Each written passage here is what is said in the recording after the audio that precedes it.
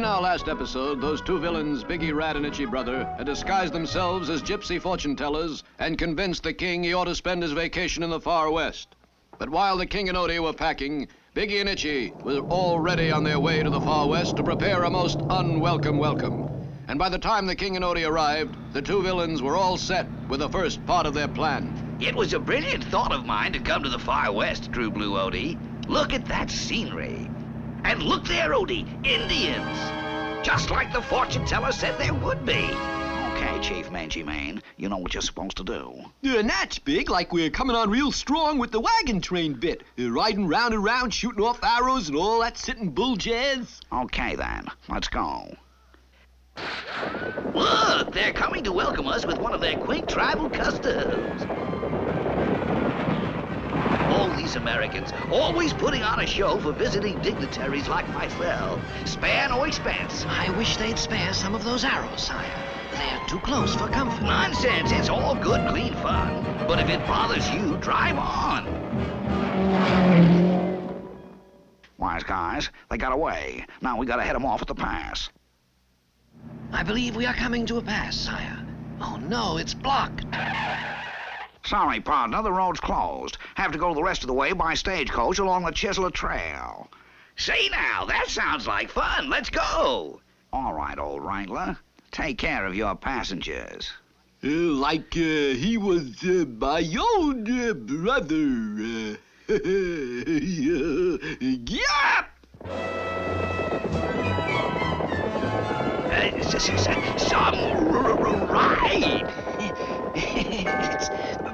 It's breathtaking, sire. And then they reached the top of the trail. Like bon voyage, brother. From here on, it's downhill all the way. We seem to be going for faster. Looking, see.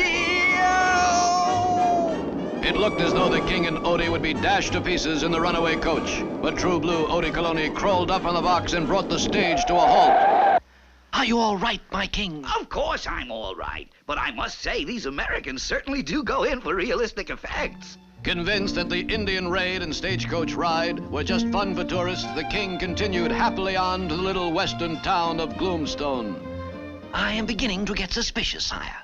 I believe I shall have a look around town. Your suspicions are unfounded, True Blue Odie. I am going to have a glass of lemonade. No sooner had the king ordered his lemonade when who should swagger into the place but Biggie and Itchy looking for trouble. Howdy, partners. Don't howdy us. Take this. Very amusing. Now, right between the eyes. Drop it, you cur. Hey, dig the kook in the cape. I said drop your weapons. I warn you, I am called El Squero, and I am an expert shot, so don't try. Now, outside. Here they are, Sheriff. Lock them up. Thanks, El Squero. Later, when Odie returned to the soda fountain... Odie, you missed it. The greatest act I ever saw. There was this ridiculous fellow in a cape. El Squero. Oh, it was just too much. I am happy Your Majesty found it amusing. And so, happily, King Leonardo continued his journey, unaware that he had been saved by True Blue Odie Coloni. What new adventures await them? Don't miss the next exciting episode of The King and Odie.